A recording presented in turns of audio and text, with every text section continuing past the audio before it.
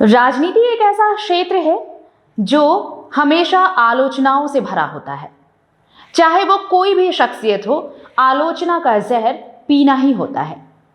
लेकिन गिने चुने चुनिंदा कुछ ऐसी शख्सियत होती हैं जो आलोचनाओं से भी परे होती हैं। और हाल के राजनीतिज्ञों में अगर आप कोई चेहरा खासकर झारखंड से ढूंढेंगे तो आपको एक चेहरा ऐसा जरूर मिलेगा जिनकी आलोचना तो होती है, लेकिन वो शख्सियत उन आलोचनाओं से परे है और उनमें कई ऐसी खूबियां भी हैं जो उन्हें बाकियों से अलग बनाती हैं। जी हां, हम बात कर रहे हैं मुख्यमंत्री हेमंत सोरेन की। मुख्यमंत्री हेमंत सोरेन दावोस में इकोनॉमिक फोरम पर बात कर रहे थे। उनका एक संबोधन दावोस में जो उन्होंने संबोधित किया वो खूब वायरल हो रहा है। और वायरल ही नहीं हो रहा, काफी प्रशंसा भी हो रही है, काफी तारीफ भी हो रही है। दरअसल यही वो खूबियां हैं जो मुख्यमंत्री हेमंत सोरेन को बाकी राजनीतिज्ञों से अलग बनाती हैं। और जैसा कि मैंने कहा कि राजनीति में आलोचना ही उसकी खुराक है, लेकिन उससे अलग मुख्यमंत्री हेमंत सोरेन हैं।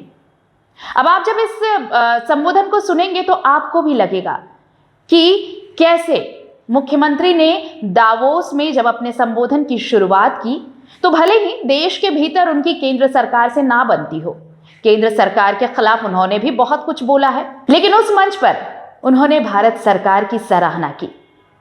वो उस अभियान का भी हिस्सा बने जिसमें यह कहा गया कि विकसित भारत का लक्ष्य जो तय किया गया है वो भी इसका हिस्सा बनना चाहते हैं। और उन्होंने तो 2050 तक की रूपरेखा तैयार कर रखी है और वो इस पर काम कर रहे हैं। उन्होंने केंद्रीय मंत्रियों तक का अभिवादन किया इस मंच से, तो ये अलग है। और फिर जब ये बातें हुई तो फिर यहीं पर तुलना भी हुई उनकी कि देश में विपक्ष के नेता राहुल गांधी जब भी वो विदेश दौरे पर जाते हैं, केंद्र सरकार के खिलाफ कुछ भी बोलते हैं तो देश में एक नई राजनीति शुरू हो जाती है, बयानबाजियों का दौर शुरू हो जाता है। लेकिन मुख्यमंत्री हेमंत सोरेन इससे काफी अलग नजर आए। उन्होंने न सिर्फ भारत सरकार के बारे में बात की, भारत सरकार के अभियान की सराहना की, बल्कि उन्होंने इसके लिए उनका अभिवादन भी किया, केंद्रीय मंत्रियों का अभिवादन किया और कहा कि वो भी विकसित भारत का एक हिस्सा बनना चाहते हैं।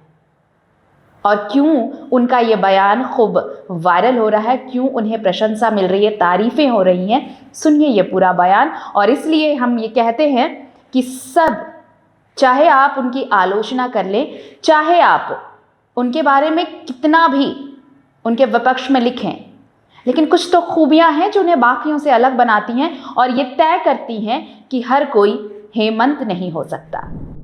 जोहार, नमस्कार। वर्ल्ड इकोनॉमिक फोरम के इस वैश्विक मंच पर मैं अपने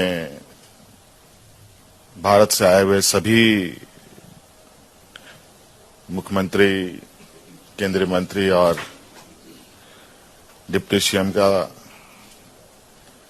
हार्दिक अभिनंदन करता हूं और आप सभी, विशेषकर सीआईआई और भारत सरकार का मैं धन्यवाद देना चाहता हूं जो मुझे पहली बार यहां आने का मौका मिला और एक बहुत बेहतरीन अनुभव के साथ ये इवेंट के बीच में हूं। मैं झारखंड से आता हूं, हमारे भारत देश का सबसे बड़ा और सबसे अधिक खनिज संपदा, माइनिंग एंड मिनरल्स हमारे स्टेट के अंदर है और हम सभी अगले 2050 की दिशा में जो एक विकसित भारत 2047 का लक्ष्य भी है, उसको कैसे हम अचीव करें और हमारे भारत देश के सभी राज्य किस तरीके से एक विकसित भारत का एक हिस्सा बने, उस पर हम लोगों की भी एक बड़ी भूमिका के रूप में हम इसको देख रहे हैं। और जो यहाँ का थीम है उसके अनुरूप आने वाले 2050 का एक रूपरेखा हम बनाने के प्रयास में हैं, जहां आज हम ग्रीन एनर्जी की बात करते हैं। इस कड़ी में लगभग हम लोगों ने एक बड़ा कदम भी उठा रखा है। अभी लगभग 95% हम लोग अपने राज्य में ग्रीन एनर्जी के साथ आगे बढ़ रहे हैं और कई ऐसे आयाम हैं जहां अभी हमें करने की आवश्यकता है और इसी को एक्सप्लोर और यहाँ के जितने भी सरकारें हैं, निवेशक हैं, इनके साथ एक साझा प्रयास करने का हमारा ये उद्देश्य है और आशा करते हैं कि डेफिनेटली आने वाले समय में हम लोग जो एक विकसित भारत और हमारे राज्य का जो 2050 का लक्ष्य है उसको प्राप्त करने में आज ये मंच हमारे लिए बहुत बड़ा सहयोगी होगा।